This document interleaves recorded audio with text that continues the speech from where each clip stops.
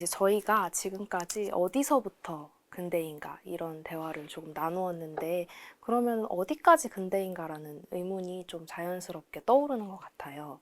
그래서 정승철 선생님 말씀 인용을 해보자면 일부 근대 주체의 자기 표현이에요. 일부만 쓰는 이런 표준어를 사용하지 않으면 근대 주체를 벗어난 사람들이라 여기기 때문에 진정한 의미에서의 민주주의적인 근대는 아니었다는 생각도 들어요. 어쩌면 지금까지도 근대는 미완성이 아닌가, 그러면 근대와 현대를 명확히 구분하기는 어렵지 않은가 하는 생각을 합니다. 라고 이렇게 말씀을 해주셨는데 저희가 이제 뒤에 가서도 뭐 표준어 라든지 이런 이야기를 좀 나눌 것 같은데 정승철 선생님께서 언급해 주셨듯이 근대조차도 지금 아직 미완이다라고 느껴지는 경우들이 많습니다.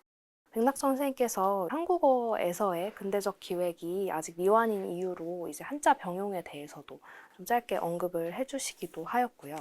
저는 현대사회에서는 뭔가 외국어, 특히 영어와 한국어에 대한 한국인들의 인식 차이를 보면서 조금 근대란 아직 미완성이 아닌가 이런 생각을 가지게 되었는데 사례를 하나 들어보자면은 여전히가 아니라 거의 모든 나라에서 그럴 것 같아요. 영어를 모어로 쓰는 이제 외국인들이 한국 땅에 와서 한국인에게 영어로 대뜸 말을 걸고 뭔가 길을 묻는다든지 이런 경우들이 있잖아요.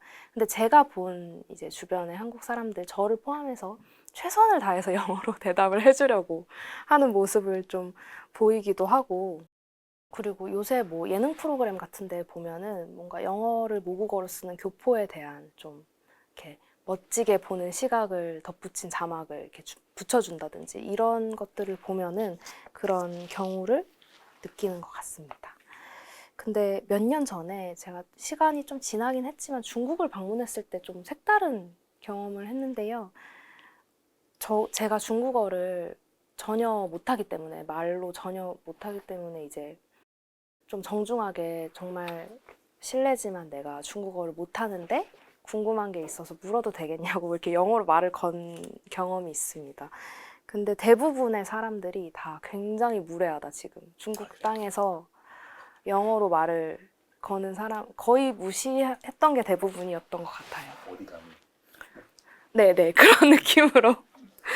방금은 좀 뭔가 국수주의적인 예시를 들었습니다마는 뭔가 인간의 보편적인 언어 능력을 중요시한 촘스키 이론이 언어학의 새로운 조류로 들어온 게 1960년대인데 어떤 언어는 좀 사회적으로 우등하고 어떤 거는 조금 그것보다 덜하고 이런 인식이 아직 남아있지 않나 이런 생각이 듭니다. 사실 150년 전에 우리나라 사람들이 막 한문을 못하고 이런 거를 부끄럽게 여겼다면은 지금 우리는 영어를 못하는 걸 되게 수치스럽고 기본 소양이 덜 돼 있다라고 여기잖아요. 뭐 말씀해 주셨듯이 누가 영어로 뭘 물어봤을 때 무조건 영어로 대답해 줘야 되고 내가 영어로 능숙하게 대답해 주지 않으면 아 이건 내 잘못이야. 내가 한국의 이미지를 망쳤어. 막 이런 예. 이런 그런 어떤 그렇게 약간 생각하는 경향이 되게 좀 뚜렷한 것 같은데 뭐 중국 말씀해 주셨지만 저는 뭐 일본 놀러 갔을 때도 영어로 물어봤을 때 그렇게 원활하게 소통하기가 굉장히 쉽지 않더라고요. 반면에 이제 우리나라는 어떤 영어로 좀 수월하게 소통이 그래도 가능하잖아요. 그게 좋다라기보다는 상대적으로 어떤 영어에 대한 선망 이런 게 굉장히 강하다는 것으로 느껴져서 우리가 정말 한국어를 주체적으로 사용하고 있는 것인가, 주체적으로 인식하고 있는 것인가에 대해서는 분명히 의문을 제기할 수 있을 것 같습니다.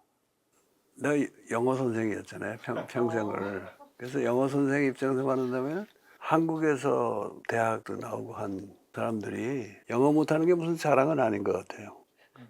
네. 다만 자기 필요한 만큼 하면 됐지. 꼭 외국 나가서 뭐라든가 또는 외국 사람이 들어와서 물어봤을 때 유창한 영어로 답을 못한다고 부끄러워할 필요도 없고요. 그래서 영어는 지금 사실 영어를 모르면 우리말도 잘 못하게 되는 경우가 많아요.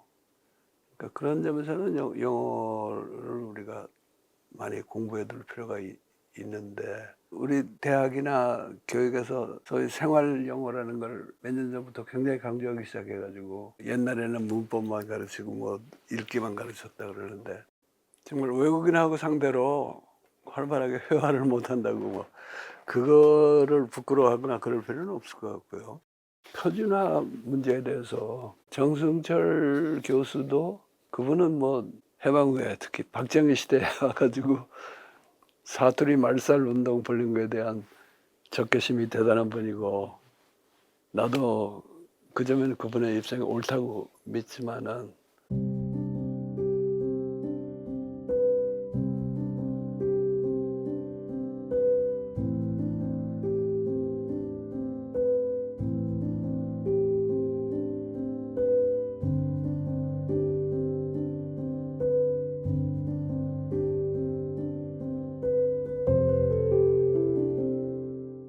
정승철 교수가 일제시대의 표준화 운동 조금 성격이 달랐다 하는 걸 인정을 하셔요.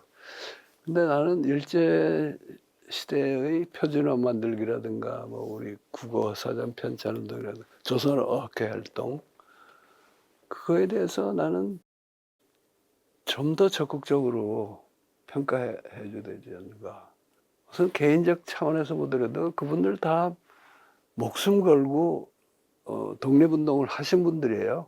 그래가지고 감옥살이하고 감옥에서 돌아가신 분도 있고, 그 정말 민족운동, 독립운동의 열정의 표현이 이런 게 있고, 또 하나는 우리 한국어가 국문이 1894년에 공문서의 언어로 했다 그랬지만은 사실 그때 표기법이라는 게 전혀 통일이 안 돼 있고 개판이었거든. 그래서 주시경 선생이 사람마다 발음도 다르고 쓰는 법도 다르고 이게 무슨 국어냐. 그래서 이제 그분이 시작한 게 우리말에 대한 연구와 우리말을 보급하는 활동이었는데 그거는 자기 나라의 근대 언어가 출발할 때 그건 꼭 필요한 운동이고 그걸 뭐 특히 표준화 제정하고 그걸 이렇게 국한시킬 필요가 없는 것 같고요. 그리고 국가에서 만든 국어 연구소가 있었잖아요. 거기서 제정한 맞춤법이 있고 민간연구소 주시경 선생이 주도해가지고 한 그 맞춤법 통일이 달랐어요. 근데 결국은 이쪽이 이겼단 말이에요. 조선어학회 활동, 민간연구 쪽이.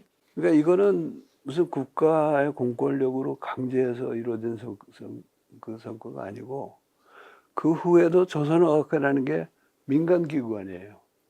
그러니까 이게 해방 이후에 또는 정부 수립 이후에 정부에서 표준화 정책을 세워놓고 이거 안 따르면은 나 틀렸다.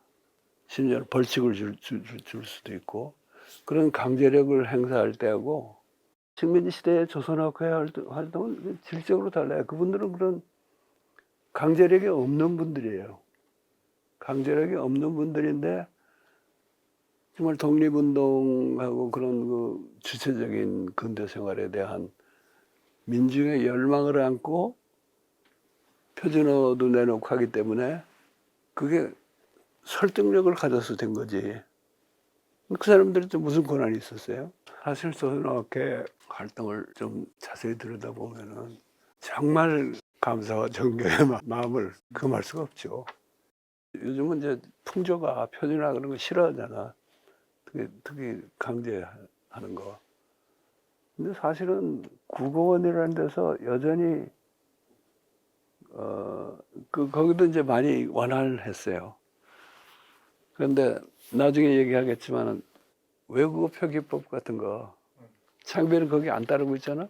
그럼 나는 정승철 교수 같은 분은 사투리만 옹호하지 말고 외국어 표기법을 좀 달리 쓰겠다는 사람들도 좀 등 두드려주고 그랬으면 좋을 텐데 오로지 사투리 그걸 표준화하려는 그 정책에 대한 반대. 여기만 하시는 건 근대 한국어의 표준화 작업을 너무 좀 이렇게 좁게 생각하시는 게 아닌가 그런 생각이 드네요.